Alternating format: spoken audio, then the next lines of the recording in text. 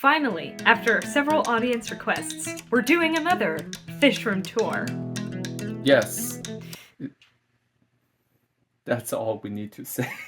A lot of change to the fish tanks. Basically every tank looks different now. Hope you guys are excited, because I am. Me too. No more nonsense talking, let's dive right into it. This one is the pea puffer tank. Not sure where the girl is. It's the dragon. Plants are doing alright. Probably would tear this down just because I have a new project on mind, and probably I will return this fish to my friend who owns the fish store. So they're basically going back to their own home. Where's the girl actually? Whenever I feed them bloodworm, they will come out. Where's your wife, boy? If you guys are interested in the whole setup, you guys can go check out the video where I set this tank up. We found that piece of more like a bark on the beach, and then we just boiled it and we used it. I put a lot of snails in it, but I don't see not even one. But they're really adorable, really cute. If you have a small tank, definitely try them out. Yeah, this is just an aquarium set, like a shrimp tank set I got from a pet store. The light is actually pretty powerful. You can grow pretty much all kinds of plants in there.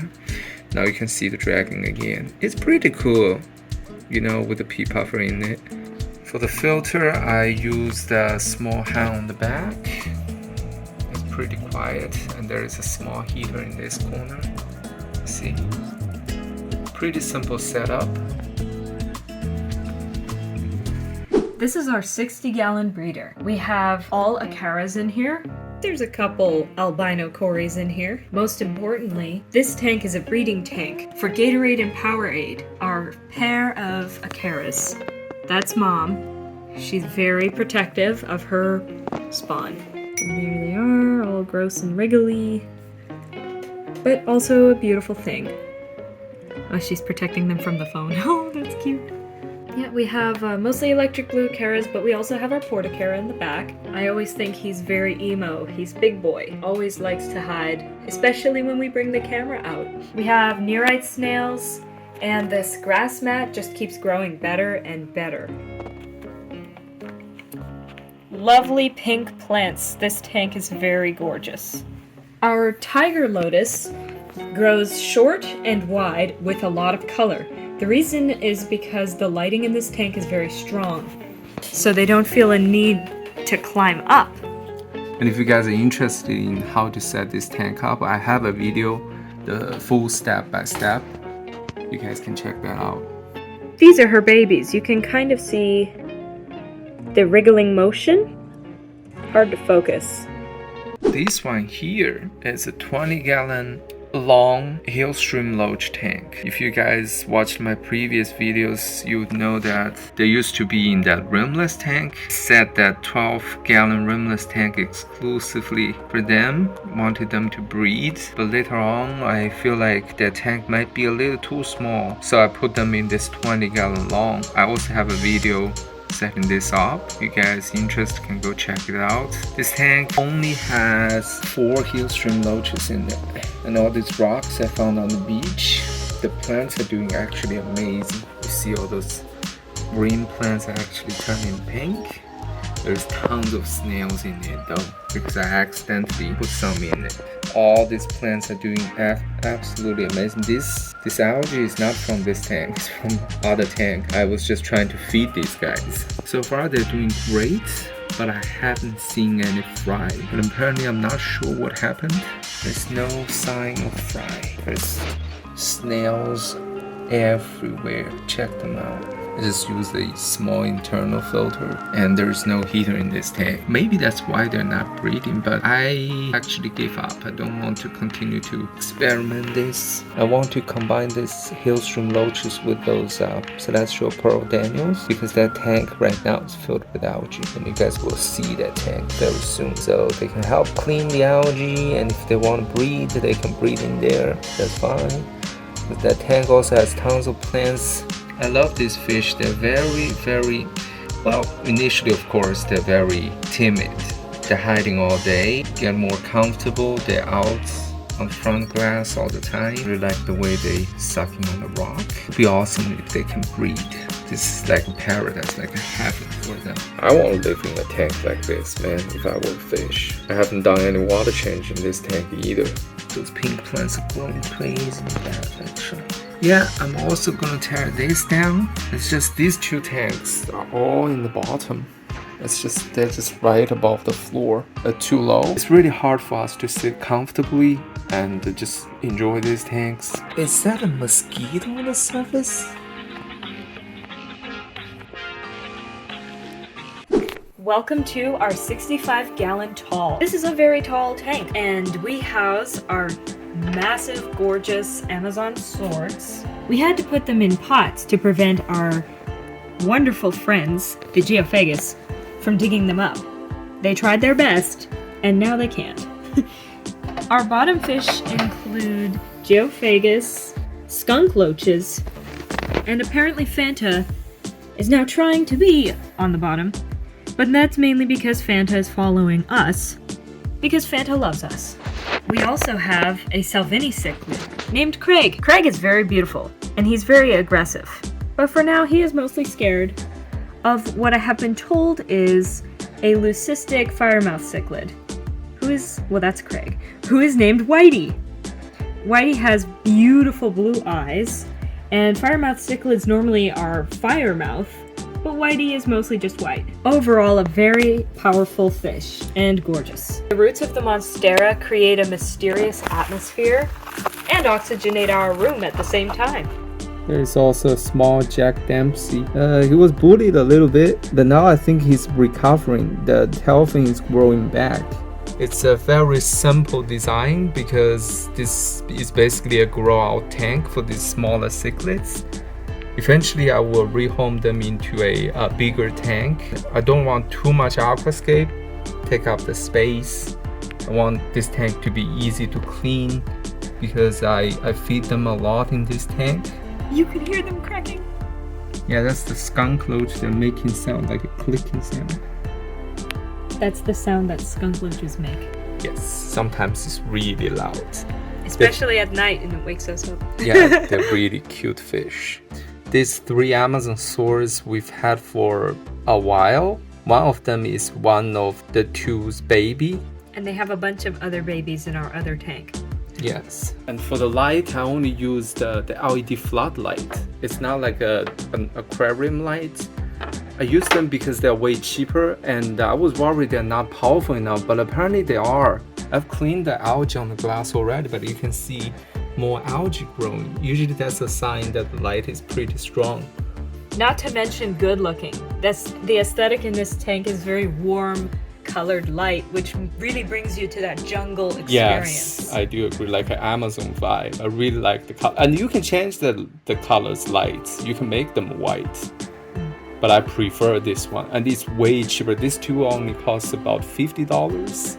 And usually an aquarium light is at least like $80 or $100 for one. Yeah, that's our 65 tall. So this one is a 5.5, I believe, cube tank. And this one actually has no fish or shrimp in it. It was just a tank I recently set up. I was gonna house a betta fish. Haven't made up my mind yet. These are just plants trimmings from other tank. There's a really beautiful dragonstone aquascape. It's like a path into a mysterious world. I love what you did there. Yeah, it's kind of random, but I think it worked out great. And these plants are growing out of the water. They're turning pink. They're doing great. This is just a fluke for clip-on light. I think is very cute is, where did you get that terracotta ceramic ring? But that one actually comes from the fish store. I've never seen one. It's very cute. It was my friend owns a fish store, and I bought this tank from him. So he's already got a bunch of plants and aqua soil, and including those ceramic rings. So I just recycled them. Turns out great. I didn't expect these plants can grow so well. Yeah, it looks gorgeous. There's no filter or heater in this either because, again, as I said, I haven't made up my mind what to house with this. Probably shrimp, maybe. Maybe, yeah. So this is our shrimp tank. It was previously just a tank where we dumped extra moss and where we placed extra shrimp. And now it's its own ecosystem. Yeah, there's a lot of snails and shrimp in it because the moss is so dense, so we don't know how many are in there. No idea. It's like a total wild mess. See if I move it like this, let the light penetrate. That's a piece of lettuce. Yeah, that was the lettuce I fed them. Yeah, these moths are growing crazy. Yeah, you can see this orange shrimp. We never bought any orange shrimp. It was just born in our aquarium, and it's a mix of orange rillies and red cherries. Oh yeah. I'm very proud of this shrimp. I don't feed them much, but seems like they're doing absolutely fine. Sometimes I'll just get some algae out of other tanks and feed the algae to them. And there's also a pothole in it. You can see the roots. We probably will tear this down just because we can't see the shrimp anymore. And we're probably going to transfer them to this one right here where we can see them better. But again, This is how we feed them algae. yeah, these are just some like hair algae from other tanks. And usually they eat it really fast. Yeah, this light is a Fluvol. This is kind of the first what we call professional plant light we bought. It was very expensive. This little one is like over $100. I don't recommend it. There are way more options out there that are cheaper and more effective even. This tank is also in a really awkward position. We can't fully enjoy this tank. So yeah, might use it to do something else. Previously we used them for the Celestial Pearl Daniels, but then we realized we want to put them in a bigger tank. Welcome to the 12-gallon rimless. This is a Celestial Pearl Daniel breeding paradise. We also have our reticulated hillstream loaches that we took from the other tank. Because this tank has so much algae, we thought they would probably enjoy to eat it. And also we feed this tank more often, so they can have a bigger diversity of food. There's a lot of pondweed, and my absolute favorite, which is Anubias petite. this is Anubias petite. Anubias petite is my favorite kind of plant because I like their weird small leathery leaves. Yes, the aquascape in this tank is pretty, I would say, natural because we just tossed the plants in this and they're thriving. There was a lot of algae on the surface actually, like the hair algae, but they're all cleaned up by these hillstream loaches that I took from the 20 long. And there is a fry somewhere in this corner, but I doubt you will be able to see it. Yeah, they breed constantly. There was even a fry in our shrimp tank from when the CPDs used to be there. So they're very easy to breed if you keep them without a heater in a room temperature room. You can still see some algae in here, but compared to 2 days ago, it's like nothing. There are about 10 CPDs in here. Yeah, they're like breeding crazily. I think these lush plants really great shelters for the fry. Not all of them survived, but some did. Look at the shrimp finally eating the moss. Or the algae. Yeah, that's the shrimp tank next to it. Yeah, the algae we got rid of, they're just eating it now. And this is also a Night Crew clip-on light, really cheap. It's a giant bladder snail. There is also a giant ram horn. Can't see it right now. This one is not the biggest. The ram horns do the best in the shrimp tank. Let's clean the algae. No heater, it's a cold water tank. You can see these snail eggs. Welcome to our 125-gallon. Rainbow fish paradise. It's our biggest school, and it currently houses our Uaru. There's a video about him posted on our shorts. And these rainbows are doing awesome in this tank. They're living actually in the paradise because they're constantly breeding. This is what we call goats in water. He's trying to eat our plants. And his name is Uno. And we have some Congo tetras too. There's a few of them. We have apistos that live near the bottom, and they seem to be enjoying swimming around in the nooks and crannies. We also keep our morpho tetras in here, Nobody has tried to eat them. And they've both been alive in this tank for a very long time, so apparently they're compatible as long as they have lots of good hiding spaces, which they do. We have cardinal tetras. They're pretty old now. They're getting old. But they add a nice pop of color. Yeah, I do like them. I wish I can have more in this tank. I probably will get more. And these are just some random plants from other tanks. Mainly in this tank, I want it to be filled with the Valsnaria. They're starting to take off. It's interesting, we also have our Amazon sword baby runner, but we still have to plant the individual plants in the ground so that their roots can grow. I was waiting for them to grow roots before I plant them. There's a tiger lotus down the bottom. Uno's eaten so much of it already. Yes, he ate all the moss in this tank. There's still some moss. Oh yeah, there's some left here. Not doing so good. And for this tank, I only used you guys can also check the video how we set up this tank. It was very simple, nothing fancy. Used the play sand as substrate. And these lights are just regular, night crew or hiker. Our room has a lot of fish tanks, but it's not that humid. It's in the normal normal range. Maybe this one is not working properly. We have also a saffron. It's growing pretty fast actually. There's also some floating plants on the surface. Those are water lettuce and the frog bits.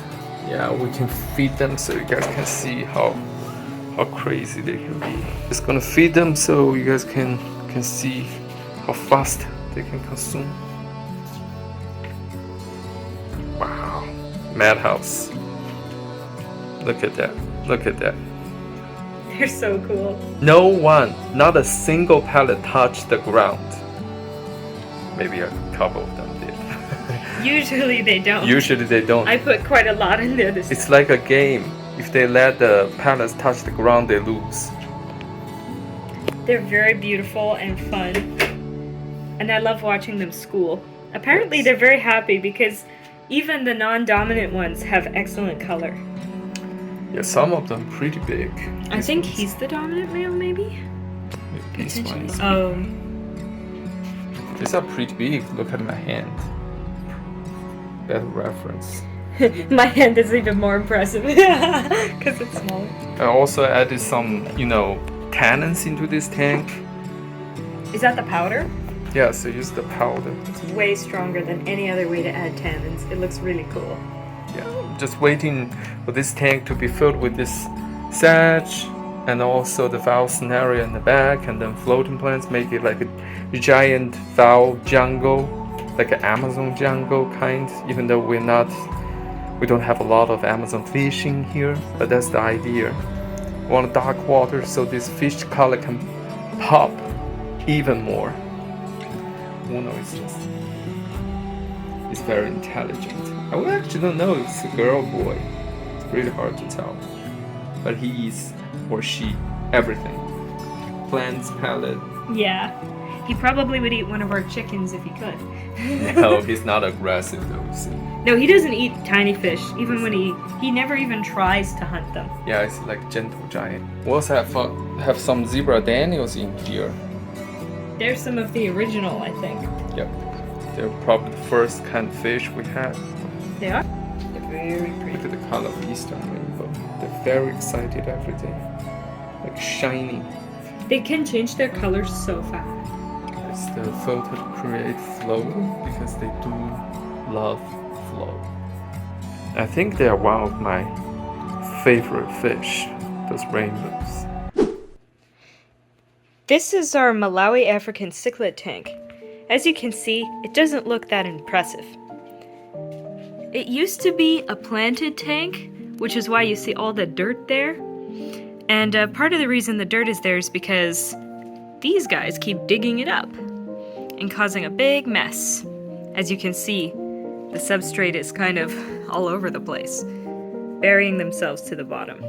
They're scared of us until I do this. Here they are. Very beautiful, very cute. Yeah, we have beautiful cuckoo catfish, peacocks, mbunas. We have where the ropefish. Wow, the hole is so deep. Yeah, this tank is nasty. You can barely see them. The surface is also covered by algae. I haven't cleaned them for a while. Oh, we have the ropefish in here. He's slithering around, being very sneaky and probably hoping to get a snack. And the other one is around here somewhere. There is a lot of light in this tank because it's right near the window, and as such, these plants are glorious. They provide most of the filtration. We have pothos and monstera. Pothos goes pretty far. All the way over to here. Here. There's a lot. Piece of wood is in here floating. It's just because this wood, there are no plants underneath to cause trouble. So we just put it in here. But these fish all get along. They're all very healthy. Look at the jewel. The blue is so vibrant. Oh, there's the other ropefish. So there's one ropefish here, one ropefish there. There's one moving and one hiding. So I don't know if you can fully see them, but that's where they are. This tank, if you want to see what this tank looked like before, when it was a bit prettier, you can see our previous videos. And that was the fish room tour. Yeah, that's all of our fish tanks. This is recorded about a few weeks ago, so things have changed again. But we're gonna do another fish room tour in the future. Thank you guys for your support all this time. Stay tuned and enjoy.